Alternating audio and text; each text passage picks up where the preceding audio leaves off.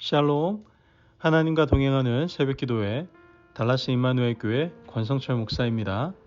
오늘도 하나님과 동행하며 풍성함을 누리시는 저와 여러분 되시길 주님의 이름으로 축복합니다. 오늘 말씀은 요한복음 6장 30절에서 40절까지의 말씀입니다. 그들이 묻되 그러면 우리가 보고 당신을 믿도록 행하시는 표적이 무엇이니까? 하시는 일이 무엇이니까? 기록된 바 하늘에서 그들에게 떡을 주어 먹게 하였다 함과 같이 우리 조상들은 광야에서 만나를 먹었나이다. 예수께서 이르시되 내가 진실로 진실로 너에게 이르노니 모세가 너희에게 하늘로부터 떡을 준 것이 아니라 내 아버지께서 너희에게 하늘로부터 참 떡을 주시나니 하나님의 떡은 하늘에서 내려 세상에 생명을 주는 것이니라. 그들이 이르되 주여 이 떡을 항상 우리에게 주소서. 예수께서 이르시되 나는 생명의 떡이니 내게 오는 자는 결코 줄이지 아니할 터이요 나를 믿는 자는 영원히 목마르지 아니하리라. 그러나 내가 너희에게 이르기를 너희는 나를 보고도 믿지 아니하는도다 하였느니라. 아버지께서 내게 주시는 자는 다 내게로 올 것이요 내게 오는 자는 내가 결코 내쫓지 아니하리라. 내가 하늘에서 내려온 것은 내 뜻을 행하려 함이 아니요 나를 보내신 이의 뜻을 행하려 함이니라. 나를 보내신 이의 뜻은 내게 주신 자 중에 내가 하나도 잃어버리지 아니하고 마지막 날에 다시 살리는 이것이니라. 내 아버지의 뜻은 아들을 보고 믿는 자마다 영생을 얻는 이것이니 마지막 날에 내가 이를 다시 살리리라 하시니라. 아멘. 하나님의 말씀입니다. 오늘 말씀을 보면 사람들이 오병이어 사건을 경험하고 예수님과 대화를 이어가는 것으로 시작하고 있습니다. 군중들은 오병이어 사건을 경험하고 예수님과 제자를 쫓아가서 다시 만나게 되었습니다. 대화의 주제가 무엇이었을까요? 그들의 관심사는 떡이었습니다. 예수님을 보려고 몰려든 사람들은 대부분 좀 가난한 사람들이었습니다. 당시 하루 한 끼도 잘 먹지 못하는 사람들이 부지기수로 많았거든요. 이들에게 예수님이 행하신 음식의 기적은요, 자신들의 모든 것을 포기하고 따를 만큼 유혹적인 것이었다라는 것이죠. 예수님이 만약 보통 사람이었다면 이런 것을 기회로 군대를 조직했어도 아마 대부분 따랐을지도 모릅니다. 자신이 준 떡을 강조하고 그 떡의 힘을 믿도록 만들 수도 있었겠죠.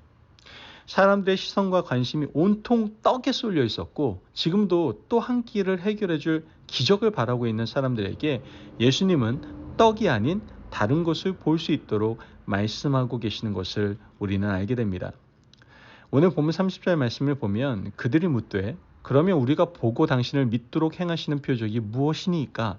하시는 일이 무엇이니까? 말씀을 보면 그들은 드디어 떡이 아니라 다른 것을 주제로 삼기 시작합니다. 이건 굉장히 놀라운 변화거든요. 예수님의 표현에 의하면 군중들이 지금 여기에 모인 이유는 떡을 먹고 배부른 까닭이었습니다. 그런데 그들의 관심이 이제 떡에서 떠나서 구약의 사건으로 발전되고 있는 것을 우린 보게 되는 것이죠. 31절 말씀을 보면 기록된 바 하늘에서 그들에게 떡을 주어 먹게 하였다 함과 같이 우리 조상들은 광야에서 만나를 먹었나이다. 출애굽기 16장에 나오는 만나 사건을 언급하면서 이야기를 나누고 있는 겁니다. 예수님과의 대화를 통해 그들은 출애굽 시대의 만나를 떠올리게 되었던 것이죠. 생각이 점점 전환되고 있습니다. 지금 군중들은 오병이어 사건이 출애굽 시대의 만나 사건의 경험과 일치되는 것이다 라는 것을 스스로 고백하고 있는 겁니다. 그러면서 출애굽 시대에 만나를 주신 분, 지금 오병이어 기적을 일으킨 분이 동일하다는 것을 스스로는 깨닫지 못하고 있지만 입술로는 이미 고백을 하고 있는 겁니다. 예수님이 이 점을 확실하게 지적을 하시는데요. 32절 말씀을 보면 예수께서 이르시되 내가 진실로 진실로 너희에게 이르노니 모세가 너희에게 하늘로부터 떡을 준 것이 아니라 내 아버지께서 너희에게 하늘로부터 참떡을 주시나니. 말씀을 보면 만나는 모세가 준 것이 아니라 아버지께서 주신 것이라고 말씀을 하고 있습니다. 그냥 아버지가 아니라 내 아버지라는 표현을 사용하고 있어요. 여러분, 유대인들은요 하나님을 아버지라고 부르지 않습니다. 그 표현은요 굉장히 심한 신성 모독입니다. 지금 예수님께서 표현하신 내 아버지라는 것은 유대인들에게 있어서는 이 오병이의 기적보다도 더 큰 충격적인 표현이었다라는 것이죠. 하나님은 전지전능하시고 유일하신 한 분 하나님이신 것이 유대인들의 절대 불변한 원칙입니다. 신앙의 근간이에요. 그런데 예수님은 하나님을 누구라고 부르고 있어요? 내 아버지라고 부르고 있는 거예요. 자신이 그의 아들이라고 간접적으로 표현하고 있는 것이죠. 그러면서 하늘로부터 내려오는 참떡을 주신다라고 말씀합니다. 그러나 여전히 군중들은 이 떡이 예수님인 것을 깨닫지 못하고 있었죠. 33절에 34절 말씀을 보면 하나님의 떡은 하늘에서 내려 세상에 생명을 주는 것이니라. 그들이 이르되 주여 이 떡을 항상 우리에게 주소서. 말씀을 보면 예수님은 이 떡은 생명의 떡이라고 말하지만 군중들은 그것을 배부르게 하는 떡으로 이해하고 있었던 거예요.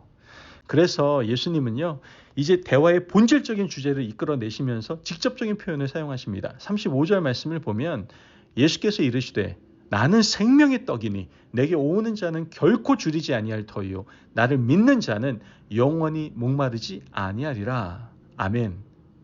자, 이제 주제는요, 완전히 예수님께로 넘어온 겁니다. 앞서 예수님이 말씀하신 떡은 배부른 떡도 아니고 만나도 아니라 바로 자기 자신임을 가리켜서 말씀하고 계시는 겁니다. 여러분, 사람들의 생각으로 가득했던 것, 그것은 바로 떡입니다. 떡. 그들이 가진 생각을 완전히 비워서 예수님으로 가득하도록 만드신 것이 오늘 본문의 대화에서 일어난 일입니다. 신앙은 우리의 생각을 비워 예수님으로 가득 채우는 것을 말하고 있는 거예요. 아브라함이 그 아들 이삭으로 가득할 때 하나님은 이삭을 모리아산에서 비우도록 명령하시지 않습니까? 야곱이 장자권에 대한 생각으로 가득할 때 하나님은 그 집을 떠나 삼촌 라반 집으로 인도해 버리시지 않습니까? 여러분, 그들이 그렇게 비워했던 이유는 바로 비워야 하나님으로 채울 수 있기 때문에 그렇습니다. 여러분, 비워야 예수님을 만날 수 있고 비워야 예수님을 생각할 수 있습니다. 포기하는 각오 없이는 여러분 절대로 예수님 만날 수 없어요. 오늘 말씀에서 군중들이 육의 양식을 그의 생각에서 포기하지 않았다면 절대로 영의 양식의 개념을 이해할 수 없었을 겁니다. 예수님께서는 사람들의 관심을 자기에게로 돌린 뒤에야 진짜 중요한 말씀을 하고 계십니다. 오늘 보면 39절에 40절의 말씀을 보면 나를 보내신 이의 뜻은 내게 주신 자 중에 내가 하나도 잃어버리지 아니하고 마지막 날에 다시 살리는 이것이니라. 내 아버지의 뜻은 아들을 보고 믿는 자마다 영생을 얻는 이것이니 마지막 날에 내가 이를 다시 살리리라 하시니라. 아멘. 여러분, 하나님의 뜻은 무엇입니까? 먼저 예수님께 주신 자들, 그 안에 뜻이 있다라고 말씀을 하고 있는 겁니다. 그리고 주님의 결단은 바로 이들을 하나라도 잃어버리지 않겠다라고 결단하고 있는 것을 우리는 보게 되는 것이죠. 죄인된 우리를 잃어버리지 않겠다는 표현은 무엇을 의미할까요? 바로 우리를 위해서 죽겠다라는 것입니다. 예수님께서 공생의 기간 동안 하신 말씀을 자세히 살펴보면 죽음에 대한 말씀이 참 많습니다. 땅에 떨어져 썩어야 하는 미랄에 대해서 말씀하셨고 죽어야 사는 거듭남에 대해서도 말씀하셨습니다. 이런 말씀을 언급하신 것은 예수님 자신이 그렇게 우리를 위해 미랄이 되어 주시겠다라는 의지의 표현이셨던 것이죠. 여러분, 오늘 우리의 관심은 어디에 있습니까? 우리의 기도는 어디를 향해 있습니까? 여러분, 제발 표적과 기사가 우리의 관심이 아니라 우리는 예수님이 우리의 관심거리가 되기를 기도해야만 합니다. 아멘. 교회는 세상에서 무엇을 이야기해야 됩니까? 바로 예수님 이야기를 해야 되는 거예요. 복음을 얘기해야 되는 겁니다. 예수님이 어떤 분이십니까? 내게 주신 자 중에 내가 하나도 잃어버리지 않도록 내가 너를 위해 죽고 너를 위해 사망을 이기고 다시 살아났으며 너를 다시 살리기 위해서 이 땅에 다시 올 것을 약속한 그분이 바로 예수님 아니십니까? 우리가 그 예수님 한 분만 바라보며 그분에게만 관심을 두며 살아갈 때 세상은 미련한 십자라고 말할지라도 우리는 그것이 하나님의 능력이라고 고백하며 담대한 믿음의 삶을 살아갈 수가 있게 되는 겁니다. 그러므로 오늘 우리의 관심을 다시 오직 예수께 둡시다. 오직 예수께 둠으로 그분의 권능이 나의 권능이 되고 하나님의 관심, 예수님의 관심이었던 그 복음 증거의 삶이 여러분과 저의 최고의 관심이 되기를, 그로 말미암아 더욱더 하나님을 기쁘시게 해드리는 귀한 삶을 살아가는 저와 여러분이 되시길 주님의 이름으로 축복합니다. 아멘. 기도하겠습니다. 사랑이 많으신 아버지 하나님 감사합니다. 오늘도 우리에게 귀한 말씀의 은혜 허락하시니 감사합니다. 하나님과 예수님께서는 오직 한 영혼에 대한 관심을 가지고 계셨음을 우리는 말씀을 통해서 깨닫게 됩니다. 우리의 관심은 어디에 있습니까? 우리의 기도는 어디를 향하고 있습니까? 하나님, 우리의 모든 관심이 이제 하나님께 복받는 것이 아니라 하나님과 예수님께서 관심 가졌던 그 한 영혼에 우리도 관심을 갖고 이제 담대히 세상에 나가 복음을 증거할 수 있는 삶을 살아가는 저희들 되게 하여 주옵소서. 감사하며 예수님의 이름으로 기도합니다. 아멘. 오늘도 하나님과 동행하며 풍성함을 누리시는 저와 여러분이 되시길 주님의 이름으로 축복합니다. 여러분, 우리의 관심은 어디에 있습니까? 혹시 하나님 믿음으로 복받는데 관심을 두고 있습니까? 우리의 관심이 오직 예수이기를 바랍니다. 예수님께 관심을 둘 때 우리의 관심은 바로 지금도 이 땅 가운데 죽어가는 한 영혼에게 향하게 될 줄을 믿습니다. 오늘도 복음을 위해서 멋진 하루 살아가시길 바랍니다. 말씀 안에 승리하십시오.